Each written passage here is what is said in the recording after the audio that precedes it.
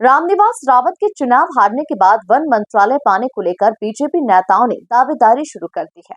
मंत्री नागर सिंह चौहान की दावेदारी के बाद नेता प्रतिपक्ष उमंग सिंघार ने बताया कि किसे मिलना चाहिए वन मंत्रालय।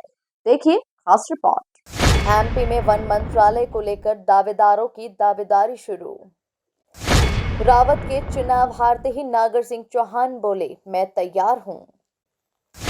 पूर्व वन मंत्री उमंग सिंघार ने बताया किसे मिलना चाहिए वन मंत्रालय।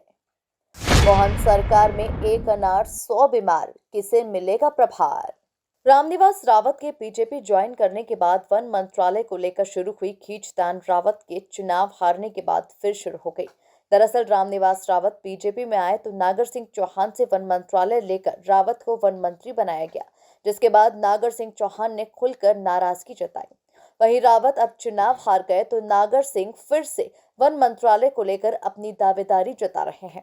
हालांकि उन्होंने ये भी कहा कि ये मुख्यमंत्री का विशेष अधिकार है। देखिए, ये माननीय मुख्यमंत्री जी का विशेष अधिकार है। अगर वो देंगे तो संभालने के लिए मैं तैयार हूँ, उसमें कोई दिक्कत नहीं है। लेकिन उनका माननीय मुख्यमंत्री जी का विशेष अधिकार है, वो किसको देते हैं। वन मंत्रालय को लेकर बीजेपी विधायक और मंत्रियों के सियासी गुणाभाग को देखकर कांग्रेस ने भी अपनी सलाह देने में देर नहीं की। पूर्व वन मंत्री उमंग सिंघार ने वन मंत्रालय को लेकर बीजेपी नेताओं की दावेदारी पर चुटकी लेते हुए बताया कि किसे ये मंत्रालय सौंपना चाहिए।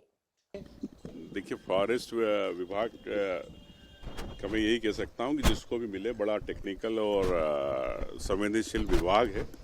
कानून बहुत, नियम कायदे बहुत रहते हैं उस विभाग के अंदर कि आप सिर्फ दूसरे विभाग के मंत्री तो बगैर इसके चला लेते हैं, लेकिन उसमें जो सुप्रीम कोर्ट है, एनजीटी है, वाइल्ड लाइफ एक्ट है, तो मैं समझता हूँ कि किसी समझदार व्यक्ति को मिले और प्रदेश के इस वन, जंगल, जमीन और वाइल्ड लाइफ को कैसे बचा सके, ये हमारी सबकी भी उसमें मेरा सोचना है कि मुख्यमंत्री जी को तय करना है।